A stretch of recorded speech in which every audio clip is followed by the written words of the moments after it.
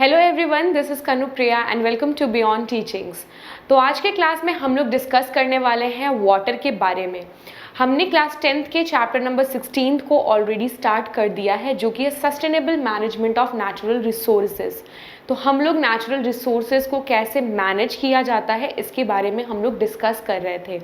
तो in natural resources में हमने ऑलरेडी फॉरेस्ट के बारे में डिस्कस कर लिया है, वाइल्ड लाइफ के बारे में डिस्कस कर लिया है प्रीवियस क्लास में, और आज के क्लास में हम लोग डिस्कस करने वाले हैं वाटर के बारे में, यानी पानी के बारे में। तो वाटर है क्या या वाटर कितना एसेंशियल है हमारे लिए, ये तो बताने की ज़रूरत है ही नहीं। हम लोग पानी के बिना बिल्कुल भी अपना लाइफ को इमेजिन नहीं कर सकते हैं, क्योंकि पानी ही सब कुछ है, जल ही जीवन है। ये सब हम लोग बचपन से सुनते हुए आ रहे हैं। तो जो वाटर है वो हमारे सुबह से लेके शाम तक, खाने से लेके नहाना एंड ऑल, जितनी भी चीज़ें हैं वो सारी डिपेंडेंट है किसके ऊपर? वाटर के ऊपर। बिना वाटर के हम लोग सर्वाइव नहीं कर सकते। हमें वाटर कंज्यूम करने की भी ज़रूरत होती है, चाहे टेरेस्ट्रियल एनिमल्स हो या फिर एक्वेटिक एनिमल्स हो, सबको वाटर की ज़रूरत है। बिना वाटर के हम लोग कुछ भी नहीं कर सकते हैं। बिना वाटर के हम लोग ज़्यादा दिन जिंदा भी नहीं रह सकते हैं। तो वाटर बहुत ही एसेंशियल है, और यहाँ पे टॉपिक का नाम है वाटर फॉर ऑल, यानी पानी सबके लिए है, या पानी को हर कोई यूज़ करेगा या उसका जो सेवन है वो करेगा। Failures to sustain availability of underground water is due to what causes, यानी जो आपका वाटर है, हम जानते हैं कि रेन होता है जिसके वजह से ही पानी जो है वो हमारे एनवायरनमेंट में, हमारे इकोसिस्टम में एग्जिस्ट करता है। रेन के वजह से वाटर का जो लेवल है वो सही से मैनेज होके रहता है। अगर एक साल अगर पूरा साल भर अगर बारिश ना हो तो जो वाटर है हम लोग कंज्यूम करेंगे, जो वर्क है वो करेंगे, जिसके वजह से वो वाटर क्या होगा, खत्म हो जाएगा, और हम लोग को फिर फर्दर जो है वो वाटर हम लोग को नहीं मिल पाएगा, और जो एनवायरनमेंट है वो बिल्कुल ही ड्राई हो जाएगा। तो रेन जो है वो सबसे ज़्यादा इम्पॉर्टेंट है उसको सस्टेन करने के लिए। वाटर की जो अवेलेबिलिटी के पीछे जो सबसे बड़ा रीज़न या कारण जो है वो क्या है, हमारा रेन है। बिना रेन के वाटर का जो लेवल है वो मैनेज नहीं हो सकता है, मेंटेन नहीं रह सकता है। इसके अलावा ऐसे कौन से फैक्टर्स हैं जो कि वाटर अवेलेबिलिटी को हार्म पहुंचाते हैं या इफेक्ट करते हैं या फिर बेनिफिट करते हैं? क्लियर? हम लोग ऐसे चीज़ों के बारे में जानेंगे, ऐसे रीजंस के बारे में जानेंगे जिसके वजह से वाटर की अवेलेबिलिटी हमारे अर्थ में मेंटेन हो पाती है। उसके बारे में डिस्कस करेंगे। पहला हमने जान लिया रेन होता है, बारिश की वजह से वो मेंटेन रहता है। सेकेंड देख लेते हैं क्या है, लैक ऑफ सफिशिएंट वेजिटेबिलिटी कवर ऑन द ग्राउंड। यहाँ पे बोल रहा है अगर ग्राउंड में, जमीन पे ज़्यादा पेड़ पौधे ना हो और सीमेंटेड एरिया हो तो वाटर लेवल को बहुत ही ज़्यादा प्रॉब्लम आ सकता है, अंडरग्राउंड वाटर को। क्योंकि हम लोग जानते हैं कि जो सी वाटर या ओशन वाटर है उसे हम लोग कंज्यूम नहीं कर सकते हैं। वो क्या होता है, सॉल्टी वाटर होता है। हम उसे डिफरेंट चीज़ों के लिए, पावर जनरेशन और वगैरह वगैरह चीज़ों के लिए हम लोग यूज़ कर सकते हैं, लेकिन हम उसे यूज़ नहीं कर सकते किसके लिए, फॉर ड्रिंकिंग पर्पस हम लोग यूज़ नहीं कर सकते। हम लोग किसको यूज़ करेंगे, अंडरग्राउंड वाटर, पॉन्ड, लेक के पानी को।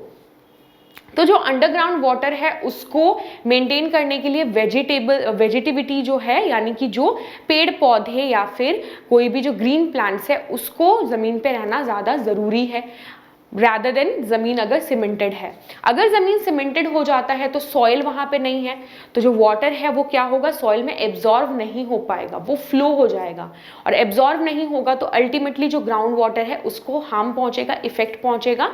और जो अंडरग्राउंड वाटर है वो एक रिजर्वियर की तरह काम करती है। जब गर्मी के सीजन होता है तो वही अंडरग्राउंड वाटर को हम लोग यूज़ करते हैं, लेकिन अगर सीमेंटेड है एरिया, अंडरग्राउंड में वाटर जाएगा ही नहीं और फिर हमें पानी की प्रॉब्लम आ सकती है। This is the first point. The second point says the high yielding varieties of crop requires much more amount of water for irrigation.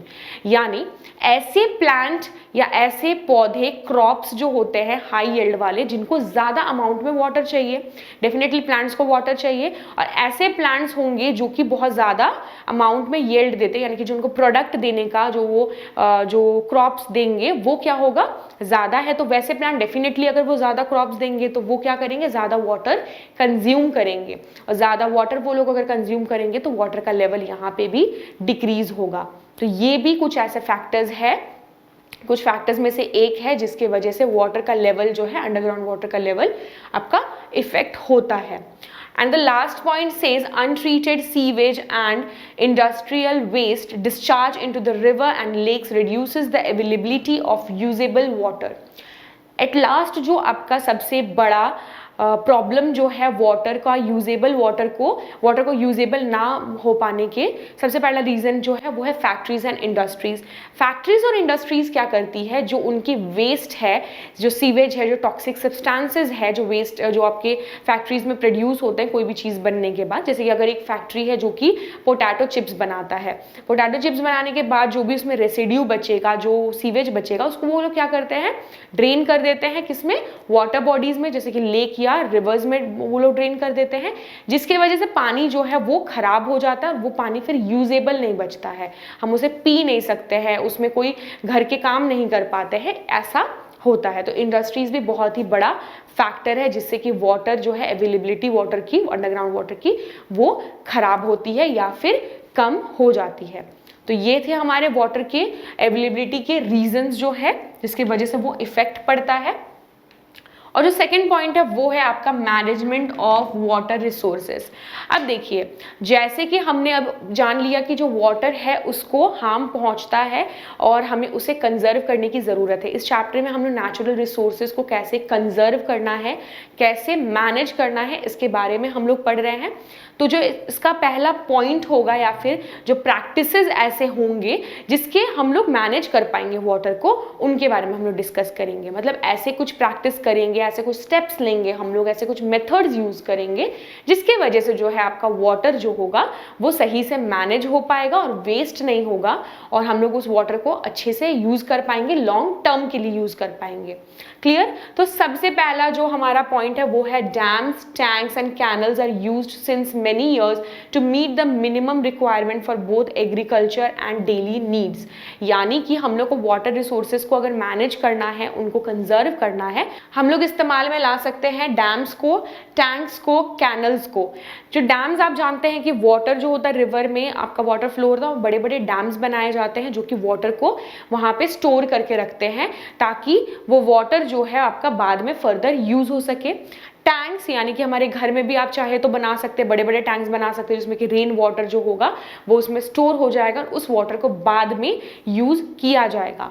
Similarly canals के साथ भी वही है कि वो क्या करता है, वाटर को स्टोर करता है और इन्हें हम यूज़ करते हैं बहुत ही टाइम पहले से. और ये क्या करता है, वाटर को स्टोर करता है और उसी वाटर को फिर हम लोग क्या करते हैं, एग्रीकल्चर के लिए यूज़ कर सकते हैं या फिर डेली नीड्स के लिए भी यूज़ कर सकते हैं. क्लियर. तो डैम्स बनाने से हम लोग क्या कर सकते हैं, वाटर को कंजर्व या फिर मैनेज कर सकते हैं. Second point says regulation of use of water stored in dams. अब डैम्स में जो वाटर स्टोर है उसको रेगुलेट कैसे करना है, यानी कि उसको इफेक्टिवली यूज कैसे करना है, अच्छे तरीके से उसे डिफरेंट जगह में पहुंचाना कैसे है. हम जानते हैं कि जो डैम्स है, बड़े बड़े डैम्स, वो बहुत सारा वाटर स्टोर करते हैं. उस वाटर को क्या किया जाएगा, डिफरेंट जगह पे इक्वली डिवाइड, मतलब बांटा जाएगा. यानी दूसरे घरों में अगर वही वाटर सप्लाई होता है तो उसे इक्वल अमाउंट में हर किसी के पास पहुंचाने की जिम्मेदारी होनी चाहिए. तभी जाके वाटर जो है, वाटर रिसोर्सेज जो है वो अच्छे से बैलेंस होगा या फिर मैनेज हो पाएगा. और लास्ट पॉइंट इसका बोल रहा है optimum cropping pattern based on water availability. यानी ऑप्टिमम क्रॉपिंग पैटर्न यानी कि जो क्रॉप्स लगाने का जो पैटर्न है उसे एक सही ढंग से बनाना चाहिए. यानी अगर जैसे कि जिस मौसम में बारिश हो रही है उस मौसम में ऐसे प्लांट्स लगा सकते हैं हम लोग जो ज़्यादा पानी कंज्यूम करे. गर्मी का अगर सीजन है जहाँ पे पानी ज़्यादा नहीं मिलता है, सबको को पानी की ज़रूरत है, तो ऐसे क्रॉप्स ना लगाएं जो ज़्यादा पानी कंज्यूम करें. उस टाइम पे क्या लगाना है, हमें ऐसे प्लांट्स लगाना है जो कि पानी कम यूज करे और कम पानी में ही उनका काम चल जाए. तो इस तरह से जो है पैटर्न को भी अच्छे से सोच समझ के मैनेज करना होगा, तभी जाके जो वाटर रिसोर्सेज का जो हमारा मैनेजमेंट है वो सक्सेसफुल हो सकता है. This is clear. अगर हम लोग वाटर अगर अच्छे से मैनेज करेंगे तो ही हमारा अर्थ जो है वो एक हेल्दी अर्थ एनवायरनमेंट बनेगा, या इकोसिस्टम या इकोलॉजिकल डाइवर्सिटी जो है वो अच्छे से मेंटेन हो पाएगी. That is clear. तो आगे देखते हैं दूसरा क्या हमारा पॉइंट है जो आज हमें डिस्कस करना है. हमें लास्टली डिस्कस करना है डैम्स के बारे में। डैम्स क्या होते हैं मैंने अभी बताया। डैम्स कुछ ऐसे आपके बड़े बड़े वॉल के साइज का बना हुआ होता है जिससे क्या करता है, वो वाटर को रिजर्व करता है, यानी कि वाटर को क्या करता है, स्टोर कर देता है। जैसे कि आप डायग्राम में देख सकते हैं, एक नदी है जिसके बीच में एक डैम बना दिया गया है। ये क्या करेगा, वाटर जो है, एक्सेस वाटर जो है उसको अपने अंदर स्टोर करेगा, लिमिट में वाटर को क्या करेगा, वहां से निकालेगा, और उसी वाटर को फिर जो स्टोर वाटर है उससे क्या हो सकता है, डिफरेंट इलेक्ट्रिसिटी जनरेट हो सकती है, डिफरेंट हाउसेस में वही वाटर जो है रेगुलेट किया जाएगा या सप्लाई किया जाएगा। तो डेफिनेशन देख लेते हैं। These are large reservoirs of water that ensures the storage of adequate water for different uses। यानी कि ऐसे large reservoirs है, मैंने बड़े बड़े reservoirs है जहाँ पे water store रहता है, और ये ensure करता है storage of adequate water, यानी जो भी water waste ना हो। जैसे बारिश का पानी अगर हो रहा है, बारिश हुई, बारिश का पानी जो बह बह के इधर उधर बह रहा है वो क्या करेगा, जाके स्टोर होके एक डैम में जमा हो जाएगा, और फिर उस वाटर को बाद में डिफरेंट यूज के लिए इस्तेमाल किया जाएगा। जब भी बाद में फिर अगर क्रॉप अगर लगाना है, यानी कि इरिगेशन करना है, खेती बाड़ी करना है, तो उसी वाटर को फिर क्या किया जा सकता है, वहां से लेके क्रॉप्स में डाला जा सकता है, क्रॉप्स में डाल सकते हैं। डिफरेंट हमारे घर में वो पानी आ सकता है, इलेक्ट्रिसिटी जनरेट हो सकता है, डिफरेंट यूज में वो आएगा। अब लास्ट जो उसका सेकंड उसका पार्ट है वो है purpose and uses of dams. Purpose और यूज में क्या होगा, हम लोग डैम्स को किन किन पर्पस में यूज करते हैं, उनका क्या फायदे हैं या किस तरह से वो हमारी हेल्प करता है, इसके बारे में डिस्कस करना है हमें। तो इसमें सबसे पहला है इरिगेशन। जैसे कि मैंने बताया, अगर खेती बाड़ी करना है कहीं पे तो वो डैम का पानी को हम लोग क्या कर सकते हैं, कैनल्स के थ्रू सप्लाई कर सकते हैं, और जो इरिगेशन है वो अच्छे से हो सकता है। अगर पानी की कमी है, बारिश नहीं हो रही है, तो ये जो स्टोर वाटर जो था उसको उस टाइम पे यूज किया जा सकता है। The second point says for power generation, that is hydroelectric power।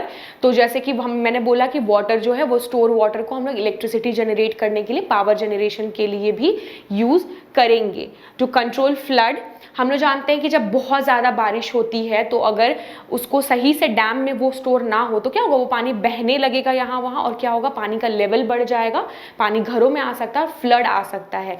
तो वो पानी अगर डैम्स में स्टोर हो जाएगा तो क्या होगा, जो इनफ पानी जो यहाँ वहाँ जाने के बजाय वो क्या होगा, स्टोर हो जाएगा एक जगह पे, जिससे फ्लड नहीं आएगा, बाढ़ नहीं आएगा।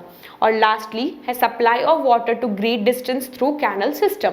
यानी जो वाटर है आपका डैम में, जैसे बहुत ज़्यादा पानी अगर स्टोर है तो क्या होगा, वो एक प्रेशर क्रिएट करेगा, तो वो बहुत ज़्यादा दूर दूर तक कैनल सिस्टम के थ्रू पानी जो है वो सप्लाई हो सकता है और रेगुलेट हो सकता है। क्लियर, जैसे घरों में आएगा, क्रॉप्स के जहाँ पे अगर एग्रीकल्चर हो रहा है तो वहाँ जा सकता है, डिफरेंट प्लेसेस में जहाँ भी उनको जाने की ज़रूरत है वो कैनल सिस्टम के थ्रू वो ट्रैवल करेगा। तो ये था सब कुछ डैम्स के बारे में। और लास्टली हम लोग डिस्कस करेंगे क्रिटिसिज्म अबाउट लार्ज डैम्स, यानी जो लार्ज डैम्स होते हैं, बड़े बड़े डैम्स होते हैं, उनके वजह से क्या प्रॉब्लम्स आ सकती है लोगों को, या क्या प्रॉब्लम्स आती है लोगों को, ये चीज़ भी हम लोग डिस्कस करेंगे। एक बहुत बड़ा अगर कोई प्रोजेक्ट बनता है तो वो हर किसी के लिए फ़ायदेमंद नहीं होता है, या अगर हर किसी के लिए फ़ायदेमंद है तो कभी ना कभी वो प्रॉब्लम देता है।